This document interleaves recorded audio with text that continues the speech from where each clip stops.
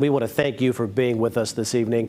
We begin with the funeral for former Utah Congresswoman Mia Love, the first black Republican woman elected to Congress.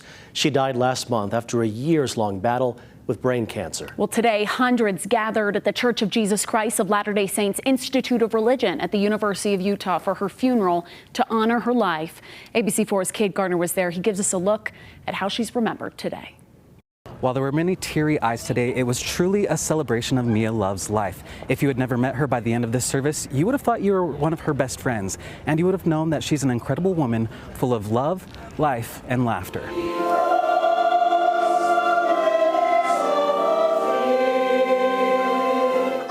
An entire choir made up of Mia Love's friends, not surprising to her sister, Cynthia Brito. Mia had many best friends. Every time I would meet one of Mia's friends, they would tell me that Mia was their best friend.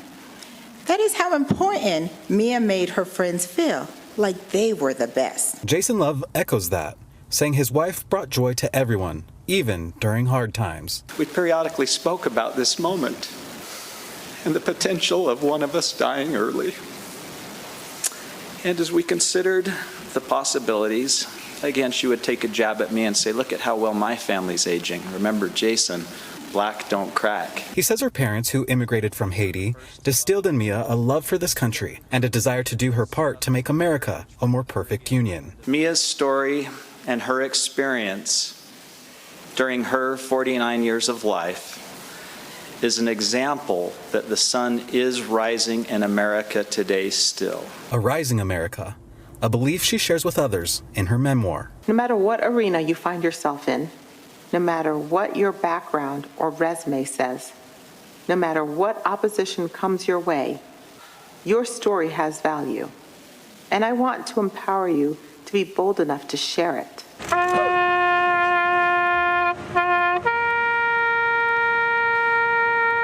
Jason says there's a reason for Mia being a good friend, leader, mother, and wife. We have two great commandments as taught by our Savior Jesus Christ, to love God and to love our neighbors. Now for me, those two simple commandments are a little bit difficult at times, but it was Mia's nature to follow those commandments. Jason Love says his wife's work continues and encourages everyone to do their part to make America a more perfect union. Reporting from Salt Lake City, Kate Gardner, ABC4 News. Now, one of Utah's former governors, a former member of Congress, plus Utah's current attorney general are among those who paid their respects to former Congresswoman Mia Love today. They say Love was a force, both in her political and her personal life. They also reminisced about Love's contagious and infectious personality they say will be so missed. She was the Energizer Bunny. She'd brighten up a room every time she came into it. Didn't matter what the situation was, she was very optimistic and hopeful. She was too young, you know. She's still in her 40s, for goodness sake,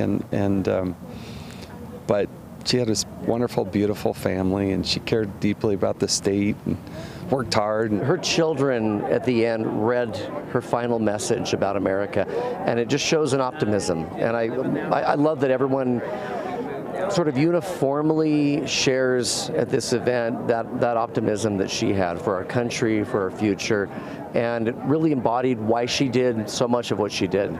Current EPA Administrator Lee Zeldin and Transportation Secretary Sean Duffy, who were both House members and served with Love, also flew in for today's services. Current Utah Representatives Celeste Malloy, Burgess Owens, and Senator John Curtis were also there. In a weather alert for you now, we're enjoying a bit of a